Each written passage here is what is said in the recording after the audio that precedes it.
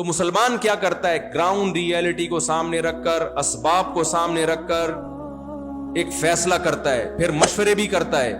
مشورے کی اہمیت شریعت میں استخارے سے بولو زیادہ ہے۔ آج کاموں کو استخاروں کی بھیٹ چڑھایا جا رہا ہے، جو کرنے کا کام ہے مشورہ وہ نہیں لیا جا رہا، اور جو استخارہ سنت ہے وہ کیا نہیں جا رہا۔ میں بار بار یہ بات بتاتا ہوں، استخارے میں نکلتا کچھ بھی نہیں ہے۔ استخارہ اللہ سے مشورہ نہیں ہے۔ اگر استخارہ اللہ سے مشورہ ہوتا تو پھر اللہ سے مشورے سے بعد مخلوق سے مشورے کی اجازت ہوتی؟ دیکھو، ایک کینسر کا اسپیشلسٹ بیٹھا ہوا ہے، آپ کو اللہ نہ کرے کینسر ہو گیا، آپ اس سے مشورہ لے رہے ہیں کہ مجھے علاج کہاں سے کرانا ہے اور کتنا خرچہ ہوگا، امریکہ جا کے علاج کروں یا پاکستان میں ہی کروں وغیرہ وغیرہ۔ اس سے مشورہ لیا، اس کے بعد آپ ایک پلمبر سے مشورہ لے رہے ہو، یار مجھے کینسر ہو گیا تو بتا۔ وہ کہے گا یار ابھی آپ تھوڑی دیر پہلے کس سے مشورہ لے رہے تھے؟ آپ لوگ، میرا خیال ہے میں ٹی وی میں آ رہا ہوں تو تھوڑا سا ساتھ دینا۔ وہ کہے گا آپ تھوڑی دیر پہلے مشورہ لے رہے تھے کینسر، بلکہ کینسر کے اسپیشلسٹ کو غصہ آئے گا، کمبخت تیری نظر میں میری اور پلمبر کی کوئی فرق نہیں ہے؟ جب تو نے مجھ سے مشورہ لے لیا تو اب کسی جمعدار سے تو کینسر کے بارے میں مشورہ لے رہا ہے؟ تو اللہ کے مقابلے میں مخلوق کی کوئی اوقات ہے؟ تو اگر استخارہ اللہ سے مشورہ ہے اور اللہ خواب میں آ کے آپ کو بتائے گا کہ کرو یا نہیں کرو، ریڈ کا مطلب نہیں کرو، گرین کا مطلب کر لو، کالے کا مطلب مت کرو، اور وائٹ کا مطلب کر لو، لوگوں نے یہ بنائی ہوئی باتیں، تو پھر قرآن میں پبلک سے مشورے کی اجازت یا حکم ہوتا؟ قرآن میں سورہ شورا نازل ہوتی جس کا نام ہی مشورہ ہے۔ قرآن میں یہ ہوتا وَأَمْرُهُمْ ذُو شُورَىٰ بَيْنَهُمْ، ان کے اہم معاملات مشورے سے طے ہوتے ہیں، یہ ہوتا قرآن میں۔ تو اس سے صاف پتہ چلتا ہے استخارہ مشورہ بولو نہیں ہے۔ جب مشورہ نہیں ہے تو جب ہم کسی سے مشورہ لیتے ہیں تو سامنے والا اپنی رائے دیتا ہے، جب مشورہ نہیں لیتے تو رائے دیتا ہے پھر وہ، بلکہ ہم اس کو ڈانٹ دیتے ہیں کہ میں نے آپ سے پوچھا ہے۔ ایک بھکاری کے پاس نا ایک خاتون کے پاس ایک بھکاری آیا، ہٹا کٹا تھا، اللہ کے نام پہ کچھ دے دو۔ اس نے کہا شرم نہیں آتی اتنے ہٹے کٹے ہو کے بھیک مانگتے ہو؟ اس نے کہا میں بھیک مانگ رہا ہوں، مشورہ نہیں مانگ رہا آپ سے، جو مانگ رہا ہوں وہ دے سکتی ہے تو دیں، باقی چیزیں جو نہیں مانگی ہیں وہ دینے کی بالکل ضرورت بولو۔ ہم مجلس میں بیٹھے ہوں، کوئی بات کر رہے ہوں، بیچ میں کوئی مشورہ دے، ہم کہتے ہیں نا بھائی صاحب میں نے آپ سے مشورہ مانگا، کیا خیال ہے بھائی؟ تو اگر اللہ سے یہ مشورہ ہوتا تو اللہ جواب دیتا، اور جب اللہ جواب دیتا تو مخلوق سے مشورے کی اجازت نہیں ہوتی۔ تو استخارہ پھر ہے کیا بھائی؟ بھائی استخارہ ہے اللہ سے خیر طلب کرنا، اللہ سے دعا مانگنا، اللہم ان کنت تعلم، اے اللہ اگر تو یہ جانتا ہے کہ یہ عمل تیرے لیے میرے علم میں بہتر ہے تو مقدر کر دے اور اس میں برکت دے دے، بہتر نہیں ہے تو مقدر نہ کر، ہٹا دے اس کو یہاں سے۔ اب کرنا کیا ہے استخارے کے بعد؟ جب اشارہ کی کوئی حیثیت نہیں ہے تو کرنا کیا ہے؟ جو استخارے سے پہلے کرنا ہے وہی استخارے کے نہیں آئی بات۔ اس کی مثال ایسے ہے، کیونکہ استخارہ دعا ہے نا، تو آپ وہی کینسر کی، اللہ نے ویسے کوئی ہلکی مثال لے لیتا ہوں، کینسر کی تھوڑی گاڑی ہو گئی ہے، آپ کے سر پہ بال نہیں اگ رہے، آپ چاہتے ہو کہ میرے سر پہ بال اگیں، تو ہیئر ٹرانسپلانٹیشن والوں کے پاس جاؤ گے نا آپ، ان سے مشورہ لوگے کہ تیل لگا کے قدرتی طریقے سے اگائے جائیں یا ٹریکٹر چلا کے کھاد ڈال کے یہاں کی فصل یہاں لگائی جائے، یہی دو طریقے اس وقت دنیا میں چل رہے ہیں، اور پھر کس ڈاکٹر سے علاج کیا جائے۔ تو آپ نے، میں بات ہی دماغ سے نکل گئی میری جو میں مثال دینا چاہ رہا تھا، کینسر ہی کی ٹھیک تھی یار، اس میں ایک سگریٹ کے ڈبے پہ لکھا ہوا، سگریٹ کے ڈبے پہ لکھا ہوا ہوتا ہے نا خبردار سگریٹ کینسر کے لیے نقصان دہ۔ ایک آدمی دکان پہ گیا، اس نے سگریٹ خریدی، اس پہ لکھا ہوا تھا خبردار سگریٹ پینا مردانہ قوت کے لیے، مردانہ قوت کی کمزوری کا ذریعہ ہے۔ اس نے فوراً واپس کی بولا وہ کینسر والی دے دے بھائی، تو کون سی دے دے؟ لوگوں کو کینسر قبول ہے، دوسری بیماری قبول، کہتا مر جائیں۔ تو میرے ذہن سے ہی وہ مثال نکل گئی جو میں دینا چاہ رہا تھا۔ ہاں آپ گئے ڈاکٹر کے پاس، ڈاکٹر نے آپ کو مشورہ دیا بھائی کینسر کا یہ علاج ہے، یہ علاج ہے، یہ علاج ہے۔ مولوی صاحب کے پاس گئے، مولوی صاحب نے کہا بھائی میں ڈاکٹر تو نہیں ہوں لیکن میں دعا کر دیتا ہوں۔ تو آپ مولوی صاحب سے پوچھو گے مولوی صاحب دعا کے بعد میں نے کیا کرنا ہے؟ تو مولوی صاحب کیا کہیں جو دعا سے پہلے کر رہے تھے. کیا خیال ہے بھائی دعا سے پہلے جو کر رہے تھے کیا کر رہے تھے؟ کینسر کو دور کرنے کے دنیاوی اسباب اختیار کر رہے تھے. اور کینسر کو دور کرنے کا دنیاوی سبب کیا ہے؟ کینسر اسپیشلسٹ کے پاس جانا. تو وہی پہلے بھی تھا, دعا کے بعد بھی کیا ہوگا؟ وہی ہوگا. تو استخارہ بھی دعا ہے, استخارے سے پہلے بھی وہی کرنا ہے جو استخارے کے بعد کرنا ہے, کوئی نیا کام نہیں کرنا. پھر ایک سوال پیدا ہوتا ہے, پھر جب یہ دعا ہی ہے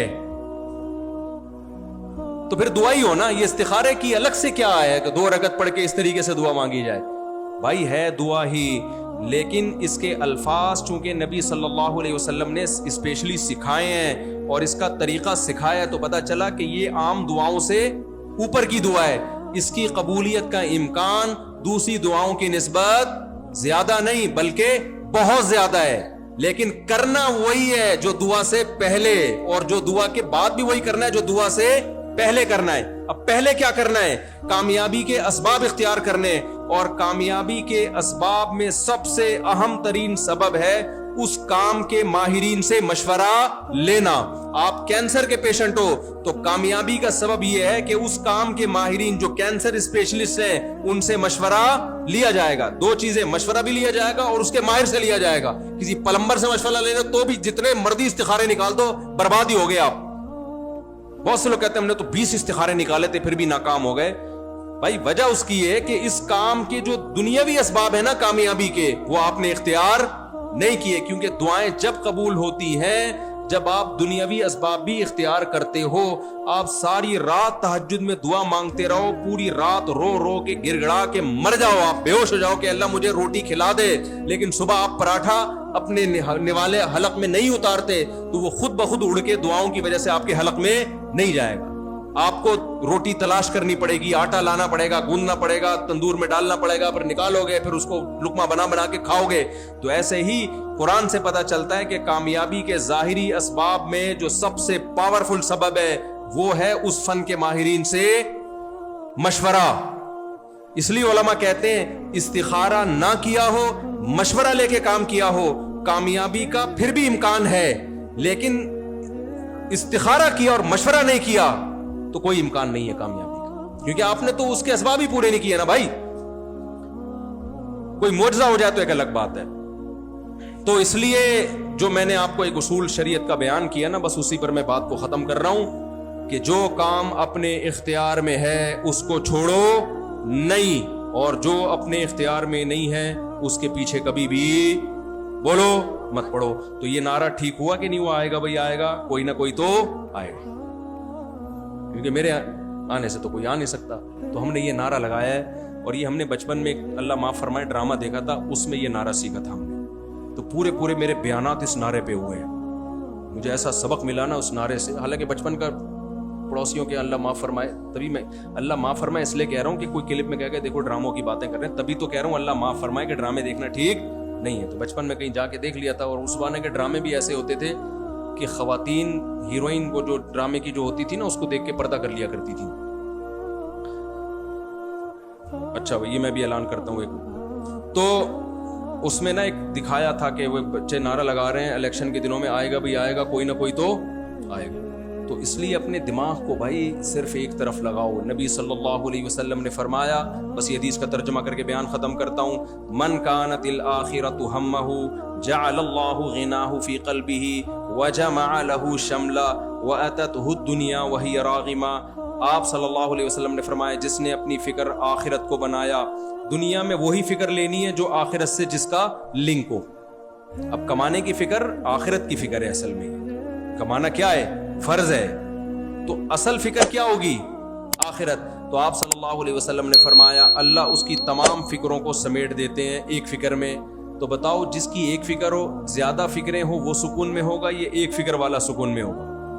تو اس کی فکروں کو وَجَمَعَ لَهُ شَمْلًا جَعَلَ اللَّهُ غِنَاهُ فِي قَلْبِهِ. دوسری بات, اللہ اس کے دل میں غنا پیدا کر دیتا ہے, غریب ترین ہو کے بھی وہ اپنے آپ کو کروڑ پتی سمجھ رہا ہوتا ہے, کیونکہ اب اس کی فکر دنیا رہی نہیں ہے. اور تیسری بات, أَتَتْهُ الدُّنْيَا وَهِيَ رَاغِمَةٌ, دنیا اس کے پاس آئے گی ناک رگڑتے ہوئے, ذلیل ہو کے آئے گی. اور فرمایا من کانت الدنیا ہمہ جس نے دنیا کو اپنی فکر بنا لیا جعل اللہ فقرہ بین عینیہ، تو اللہ تعالیٰ فقر و فاقہ اس کے سامنے رکھ دیں گے. آج میں مشاہدہ کر رہا ہوں، کروڑوں روپے کا بزنس ہے، اربوں خربوں روپے کی فیکٹریوں کے مالک ہیں، میرے پاس آئے ہیں کہ ہمیں ڈپریشن ہے، ہمیں ڈر لگا رہتا ہے اس پہ آگ نہ لگ جائے، ڈر لگا رہتا ہے کوئی قبضہ نہ کر لے. میں کہتا ہوں بھائی اتنا پیسہ تمہارے پاس بینکوں میں ہے، یہ پوری بھی تباہ ہو جائے نا تو 7 نسلیں کھا سکتی ہیں. اور یہ وہ لوگ ہیں جو ٹوپیوں داڑھی والے، ان کی بات کر رہا ہوں. تو نبی نے فرمایا جس نے دنیا کو فکر بنا لیا تو یہ اس کی خوش فہمی ہے کہ دنیا آنے سے اس کا پیٹ بھر جائے گا، وہ خوش زندگی گزارے گا.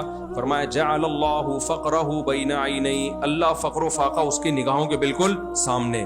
فقر و فاقہ آپ کا دشمن ہے، اور دشمن جب نگاہوں کے سامنے ہو تو کبھی سکون سے سو سکتا ہے آدمی؟ آپ کو ایک آدمی کے بارے میں ڈر ہے مجھے قتل کر دے گا، لیکن وہ رہتا ہے امریکہ میں رہتا ہے، ہوگا بھائی تھوڑا سا ہلکا ہلکا ڈر ہوتا ہے کبھی امریکہ سے آ کے مار نہ دے، لیکن آپ کو پتا ہو کہ یہ بندہ قتل کر دے گا، یہ قتل کر دے گا، اور یہ ہر وقت آپ کے کوئی گارڈ کے بارے میں کہے کہ آپ کا گارڈ آپ کو مار دے گا اور گارڈز کو ہٹا بھی نہیں سکتے آپ. تو اب آپ سکون کے وظیفے پڑھ رہے ہو، یار مجھے سکون نہیں مل رہا مفتی صاحب کوئی سکون کا. پھر عاملوں کے پاس گئے، عامل کہہ رہے بندش ہے، چڑیل ہے، جن ہے، بھوت ہے. بھائی صاحب آپ نے اپنا دشمن خود پالا ہوا ہے. تو نبی نے فرمایا جس نے دنیا سے محبت کی، دنیا کو اصل بنایا تھا اللہ نے ہمیں آخرت کے لیے، اس نے دنیا کو اصل ہدف بنا لیا، تو سب سے نقد جو سزا اس کو ملے گی نا فقر و فاقہ. جو دیکھو ہم اپنے سیاست دانوں پہ حیران ہوتے ہیں نا، یار اربوں خربوں روپے انہوں نے بنا لیے، اسٹیل مل پوری پی گئے. یہ اسٹیل مل ہماری تباہ کیسے ہوئی ہے؟ کسی نے پی ہے نا یہ، یعنی ایک اسٹیل کا چمچ بھی نہیں چھوڑا اس میں. میں تو اسٹیل مل والوں سے ملا ہوں نا، ایک اسٹیل کا چمچ بھی بولو نہیں چھوڑا. کرو ارب پتی بن گئے تو کیا چین سے بیٹھ گئے وہ؟ اب سکون سے سوتے ہیں کہ ہم نے بہت بنا لیا؟ نہ، اس کو ڈبل کیسے کیا جائے.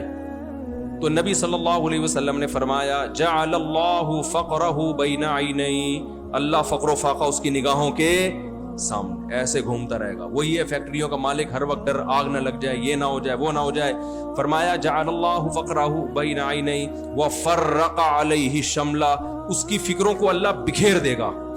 جیسے موتی کے دانے بکھر جاتے ہیں نا، ایک ٹینشن نہیں ہوگی، صرف اس کی نہیں ہوگی کہ فیکٹری کو آگ نہ لگ جائے، یار میرے کہیں گردے خراب نہ ہو جائیں، اس کو کینسر ہو گیا اگلا نمبر کہیں میرا نہ ہو. آج اپنے دوست کو میں قبر میں اتار کے آیا، ایسا نہ ہو کہ کل کس کا نمبر ہو؟ میرا. آج ٹارگٹ کلنگ میں اس کو مار دیا، ایسا نہ ہو کہ میرا نمبر.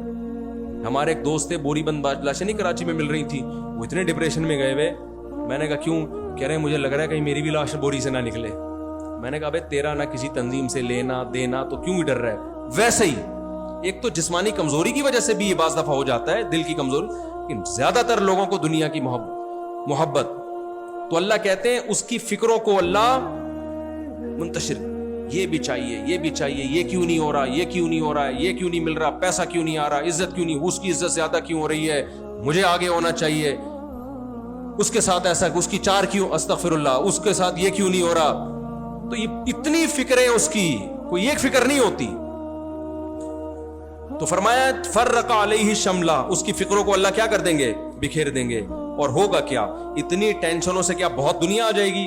فرمایا نہیں ولم یاتہ من الدنیا الا ما قدر له، پیسہ اتنا ملے گا جتنا مقدر میں لکھا ہوا ہے. کسی کو بہت مل جائے گا، کسی کو دھیلا بھی نہیں ملے گا، فکریں لے کے ہی دنیا سے چلا جائے گا. تو اس لیے میرے بھائی بیان کا خلاصہ یہ کہ اصل فکر آخرت کو بناؤ، اور کامیابی کے اسباب میں جو اختیار میں ہے چھوڑو نہیں، جو اختیار میں نہیں ہے اس کے پیچھے مت پڑو. اور یہ نعرہ یاد رکھ لو، ووٹ تو کسی نہ کسی کو دینا ہے، آئے گا بھائی آئے گا، کوئی نہ کوئی تو آئے گا. تو آپ جب کوئی آئے گا تو آپ بولو گے ہم تو کہہ رہے تھے کوئی نہ کوئی آئے گا، وہی ہوا جو ہماری چاہت تھی. لہذا ٹینشن پاک زندگی گزرے گی آپ کی. اللہ تعالیٰ سمجھنے کی عمل کی توفیق عطا فرمائے.